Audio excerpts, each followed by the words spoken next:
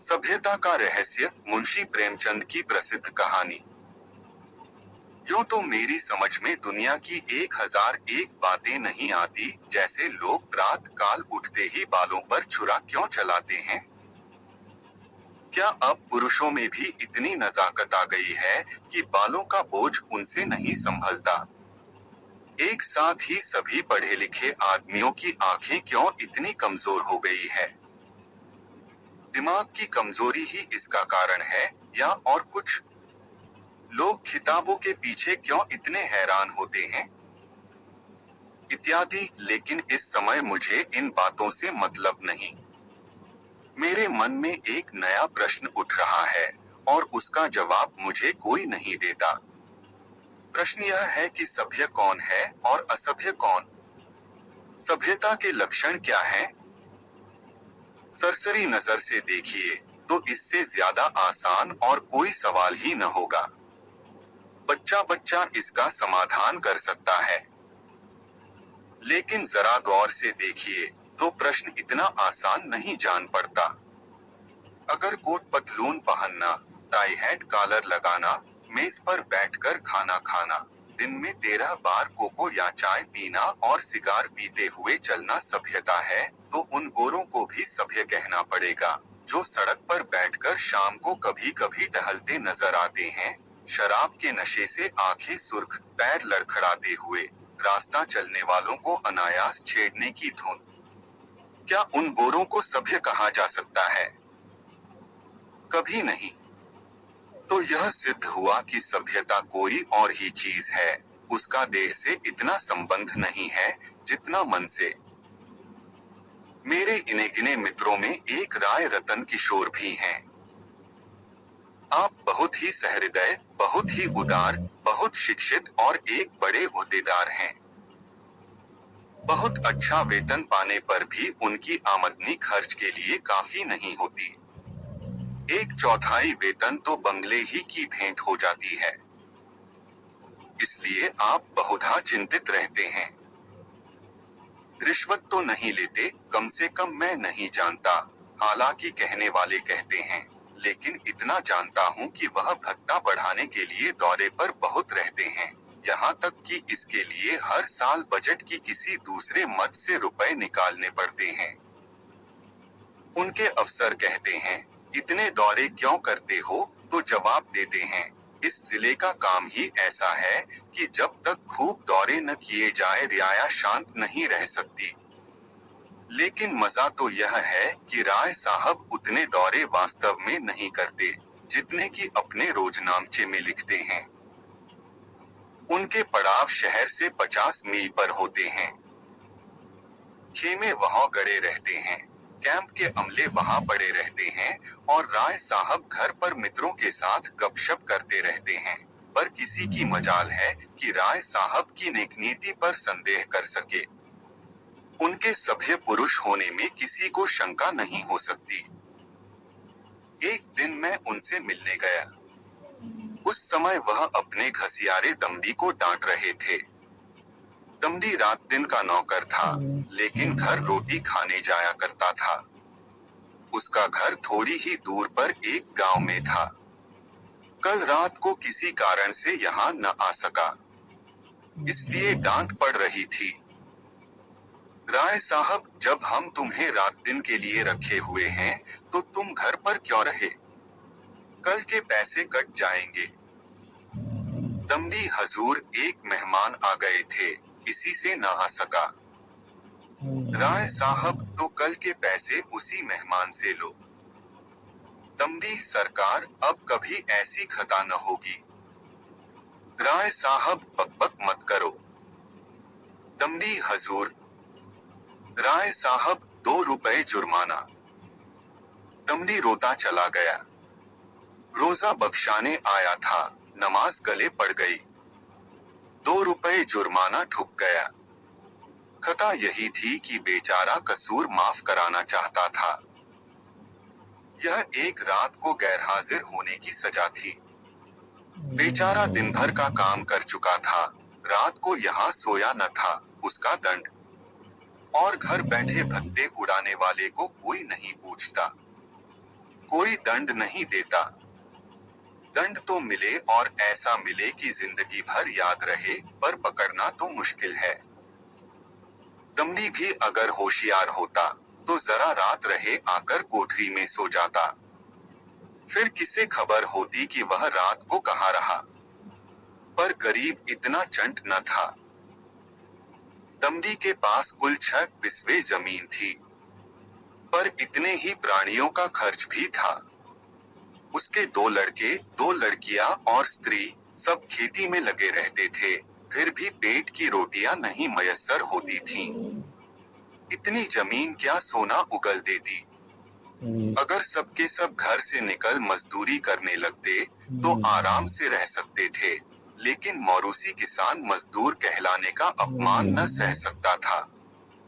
इस बदनामी से बचने के लिए 2 बैल बांध रखे थे।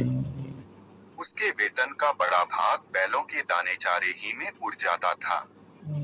ये सारी तकलीफें मंजूर थीं, पर खेती छोड़कर मजदूर बन जाना मंजूर न था।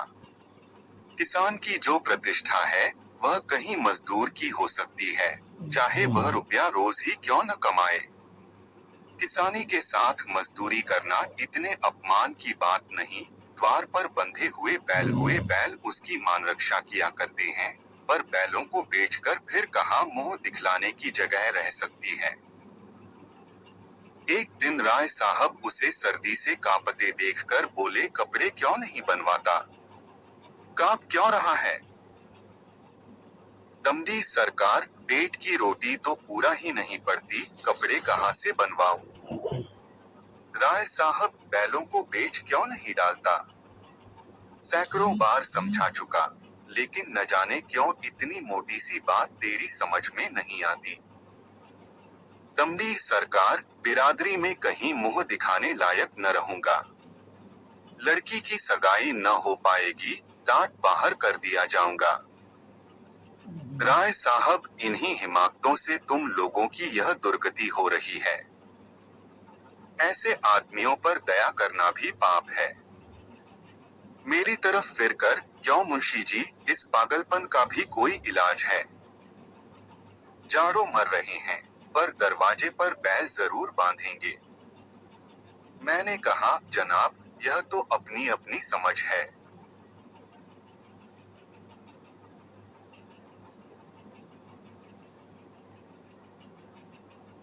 राय साहब, ऐसी समझ को दूर से सलाम कीजिए। मेरे यहाँ कई पुश्तों से जन्माष्टमी का उत्सव मनाया जाता था। कई हजार रुपयों पर पानी फिर जाता था। गाना होता था, दावतें होती थीं, रिश्तेदारों को न्योते दिए जाते थे, गरीबों को कपड़े बांटे जाते थे। वालिद साहब के बाद पहले ही साल मैंने उत्सव बंद कर दिया। फायदा क्या? मुफ्त में 4-5 हजार की चपत खानी पड़ती थी। सारे कस्बे में वावेला मचा, आवाजें कसी गईं। किसी ने नास्तिक कहा, किसी ने ईसाई बनाया, लेकिन यहाँ इन बातों की क्या परवाह। आखिर थोड़े ही दिनों में सारा कोलाहल शांत हो गया। अजीब बड़ी दिल लगी थी। कस्बे में किसी के यहाँ शादी हो, लकड़ी मुझसे ले। पुश्तों से यह रस्म चली आती थी। वालिद तो दूसरों से दरख्त मोल लेकर इस रस्म को निभाते थे।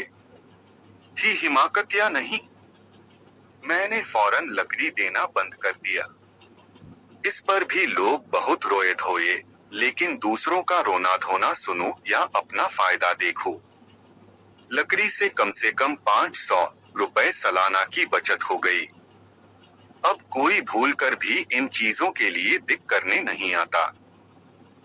मेरे दिल में फिर सवाल पैदा हुआ, दोनों में कौन सभ्य है? कुल प्रतिष्ठा पर प्राण देने वाले मूर्ख दमड़ी, या धन पर कुल मर्यादा को बलि देने वाले राय रतन किशोर?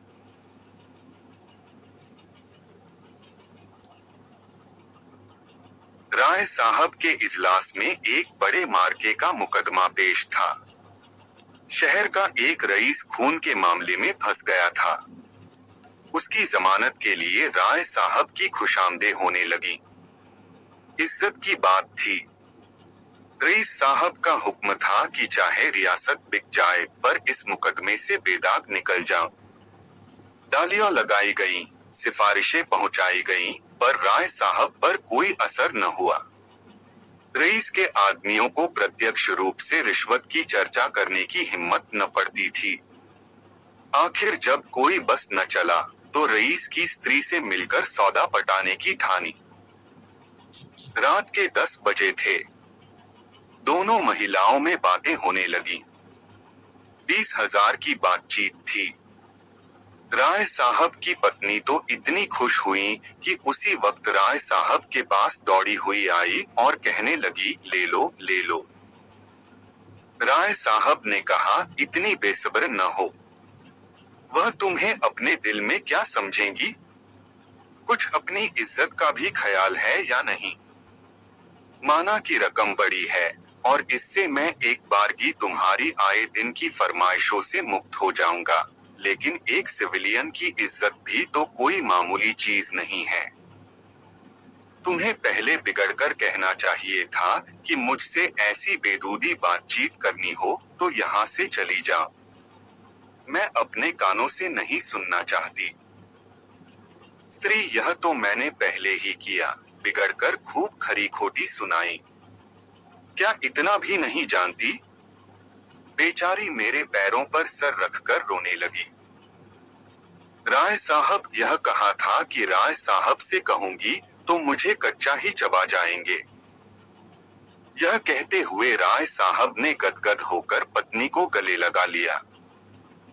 स्त्री, अजी, मैं न जाने ऐसी कितनी ही बातें कह चुकी, लेकिन किसी तरह टाले नहीं टलती। रो रो कर जान दे रही है। राय साहब, उससे वादा तो नहीं कर लिया? स्त्री, वादा? मैं रुपए लेकर संदूक में रख आई। नोट थे। राय साहब, कितनी जबरदस्त अहमक हो, न मालूम ईश्वर तुम्हें कभी समझ भी देगा या नहीं। स्त्री, अब क्या देगा?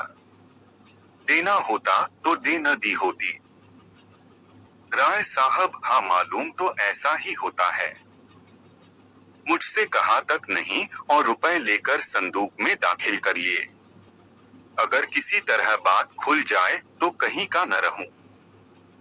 स्त्री, तो भाई सोच लो। अगर कुछ गड़बड़ हो तो मैं जाकर रुपए लौटा दूं। राय साहब, फिर वही हिमाकत। अरे, अब तो जो कुछ होना था हो चुका। ईश्वर पर भरोसा करके जमानत लेनी पड़ेगी। लेकिन तुम्हारी हिमाकत में शक नहीं। जानती हो, यह सांप के मुंह में उंगली डालना है।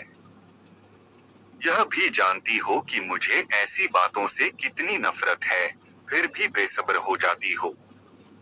अब की बार तुम्हारी हिमाकत से मेरा व्रत टूट रहा है। मैंने दिल में ठान लिया था कि अब इस मामले में हाथ न डालूंगा, लेकिन तुम्हारी हिमाकत के मारे जब मेरी कुछ चलने भी पाए। स्त्री, मैं जाकर लौटाए देती हूँ। राय साहब, और मैं जाकर जहर खाए लेता हूँ।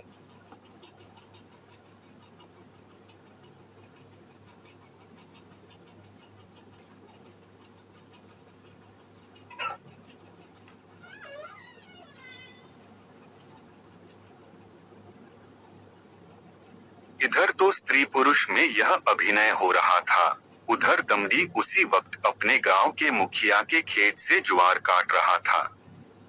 आज वह रात भर की छुट्टी लेकर घर गया था। बैलों के लिए चारे का एक दिन का भी नहीं है।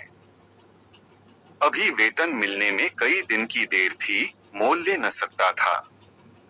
घर वालों ने दिन को कुछ घास छील कर खिलाई तो थी, लेकिन ऊंट के मुंह में जीरा। उतनी घास से क्या हो सकता था? दोनों बैल भूखे खड़े थे। दमड़ी को देखते ही दोनों पूंछें खड़ी करके हुंकारने लगे।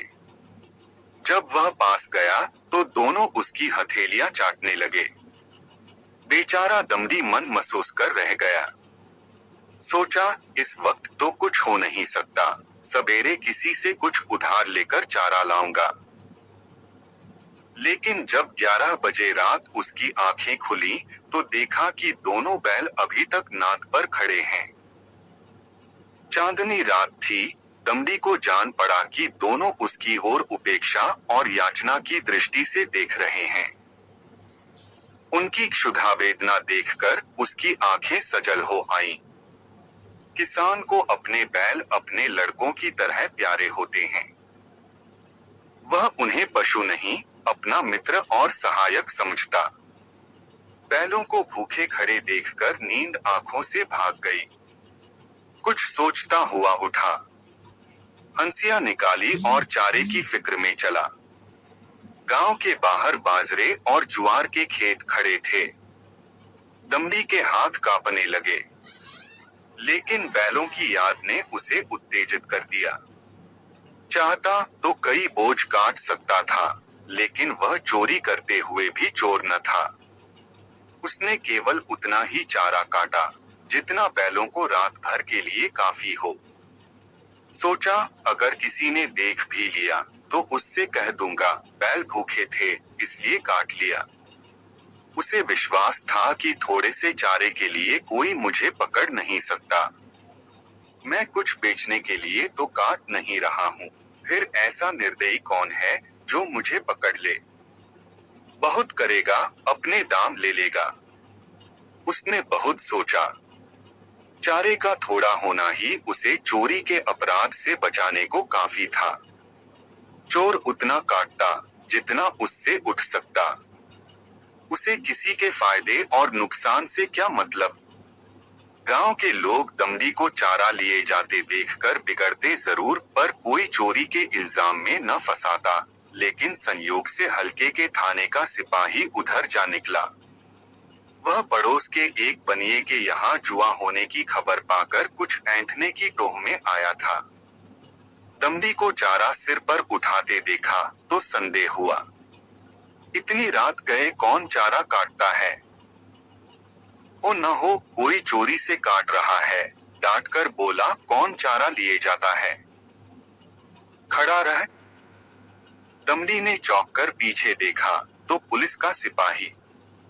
हाथ पांव फूल गए, कांपते हुए बोला, हुजूर थोड़ा हिस्सा काटा है, देख लीजिए। सिपाही, थोड़ा काटा हो या बहुत है तो चोरी। खेत किसका है। दमड़ी बलदेव महतो का। सिपाही ने समझा था शिकार फंसा, इससे कुछ ऐंठेगा, लेकिन वहां क्या रखा था। पकड़कर गांव में लाया और जब वहां भी कुछ हत्थे चढ़ता न दिखाई दिया तो थाने ले गया। थानेदार ने चालान कर दिया। मुकदमा राय साहब ही के इजलास में पेश किया। राय साहब ने दमड़ी को फंसे हुए देखा तो हमदर्दी के बदले कठोरता से काम लिया। बोले, यह मेरी बदनामी की बात है। तेरा क्या बिगड़ा, सालच महीने की सजा हो जाएगी, शर्मिंदा तो मुझे होना पड़ रहा है। लोग यही तो कहते होंगे कि राय साहब के आदमी ऐसे बदमाश और चोर हैं। तू मेरा नौकर न होता तो मैं हल्की सजा देता, लेकिन तू मेरा नौकर है इसलिए कड़ी से कड़ी सजा दूंगा। मैं यह नहीं सुन सकता कि राय साहब ने अपने नौकर के साथ रियायत की। यह कहकर राय साहब ने दमड़ी को 6 महीने की सख्त कैद का हुक्म सुना दिया। उसी दिन उन्होंने खून के मुकदमे में जमानत ले ली। मैंने दोनों वृत्तांत सुने और मेरे दिल में यह ख्याल और भी पक्का हो गया कि सभ्यता केवल हुनर के साथ ऐब करने का नाम है। आप बुरे से बुरा काम करें, लेकिन अगर आप उस पर पर्दा डाल सकते हैं तो आप सभ्य हैं, सज्जन हैं, जेंटलमैन हैं। अगर आप में यह सिफत नहीं तो आप असभ्य हैं, गवार हैं, बदमाश हैं। यह सभ्यता का रहस्य है।